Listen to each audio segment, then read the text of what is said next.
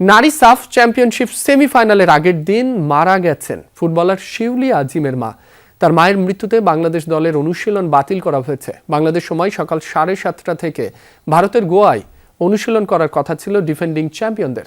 আগের ম্যাচে হারের পর মাঠের বাইরের এই ধাক্কায় নেপালের বিপক্ষে প্রথম সেমির আগে কঠিন চ্যালেঞ্জের মুখে লাল সবুজরা। নারী সাফ চ্যাম্পিয়নশিপের প্রথম সেমিফাইনালে বাংলাদেশ দলের প্রতিপক্ষ নেপাল। 3 জুন সেই ম্যাচ মাঠে গড়ানোর আগেই বড় ধরনের দুঃসংবাদ পেল লাল সবুজরা। সেন্টার ব্যাক শিউলি আজিমের মা মৃত্যুবরণ করেছেন, যে কারণে মঙ্গলবার অনুশীলন সেশন বাতিল করেছেন কোচ পিটার বাটলার। তবে এমন একটি গুরুত্বপূর্ণ ম্যাচের আগে এরকম একটি সিদ্ধান্ত কতটুকু ফলপ্রসূ হবে সে বিষয়ে কিন্তু প্রশ্ন থেকেই যাচ্ছে।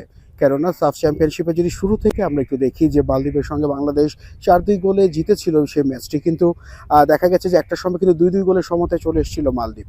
তো সেখান থেকে আসলে বাংলাদেশ দল পরবর্তী জয় নিয়ে মাঠ ছাড়লেও তাদের পারফরমেন্স নিয়ে কিন্তু খুব একটা খুশি ছিলেন না বাটলার। এবং ভারত ম্যাচে তো 3-0 গোলে হারতে হয়েছে বাংলার বাঘিনীদের। সেই সাথে প্রায় 8 বছর পর কিন্তু ভারতের বিপক্ষে হারের স্বাদ গ্রহণ করলো তারা। তো এমন একটি সময়, এমন একটি ক্রাইসিস মোমেন্টে বাংলাদেশ দল অনুশীলন বাতিল করছেন, যেখানে আসলে খুব বেশি দরকার ছিল নিজেদের মধ্যে বোঝাপড়াটা। কেননা ম্যাচের পরের দিন কিন্তু তারা রিকভারি সেশনে পার করেছেন সময়টা। সেখানে আসলে বাড়তি কোনো অনুশীলন বা ফিল্ড প্র্যাকটিসের কিন্তু কোনো বিষয় ছিল না। তো দেখা যাচ্ছে যে নেপালের বিপক্ষে যখন বাংলাদেশ মাঠে নামবে, সে ভুল ত্রুটিগুলো আসলে শুধরানোর যে শেষ সুযোগটি ছিল সেটাও কিন্তু পরখ করে দেখা হলো না। আর আমরা দেখতে পেয়েছি যে নেপালও কিন্তু দুর্দান্ত ফর্মে রয়েছে। বিগত সেমিফাইনাল অর্থাৎ সবশেষ যে সাফ চ্যাম্পিয়নশিপ হয়েছিল সেখানে কিন্তু নেপালের বিপক্ষে দারুণ জয়ে কিন্তু বাংলাদেশ দল শিরোপা দ্বিতীয়বারের মতো ধরে রেখেছে। তো হ্যাট্রিক শিরোপা জয়ের মিশনে যেটি বড় বাধা হয়ে দাঁড়াচ্ছে বাংলাদেশ দলের জন্য, সেখানে হচ্ছে টিম কম্বিনেশনের আসলে ভারসাম্য এবং সমন্বয়হীনতা। মাঠে পারফরমেন্সে দেখা গেছে যে ফুটবলারদের যে কমিউনিকেশন যে বিষয়টি রয়েছে সেটির আসলে ঘাটতি দেখা গেছে। আমরা দেখেছি যে মনিকা চাকমা ইনজুরি কাটিয়ে মাঠে ফিরেছিলেন এবং সকলে আশা করেছিল মাঝ মাঠে মনিকা এবং মারিয়ার একটি দুর্দান্ত জুটি দেখার, কিন্তু সেখানে আসলে পুরোটাই অনুপস্থিত ছিল। নিষ্প্রভ ছিলেন ঋতুপর্ণা চাকমাও। তো সব কিছু মিলেই কিন্তু বাংলাদেশ দল কিন্তু অনেকটাই ব্যাকফুটে রয়েছে।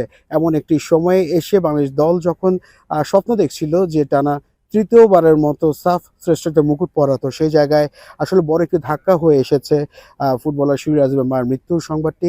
তো যেখানে আসলে পুরো বাংলাদেশের ক্রীড়াঙ্গনে এই সংবাদটা আসলে শোকের ছায়ায় নেমে এসেছে, কিন্তু শোকটাকে আসলে যখন শক্তিতে রূপান্তরিত করতে হয় সেক্ষেত্রে কিন্তু অনেক কিছু ত্যাগ তিতিক্ষার কিন্তু মধ্যে দিয়ে যেতে হয়। তো এমন একটা সময় বাংলাদেশ দল পার করছে, যেখানে ভারতের বিপক্ষে সবশেষ ম্যাচে হারের যে ক্ষতটা সেটা কিন্তু এখনও কিন্তু পুষে উঠতে পারেনি।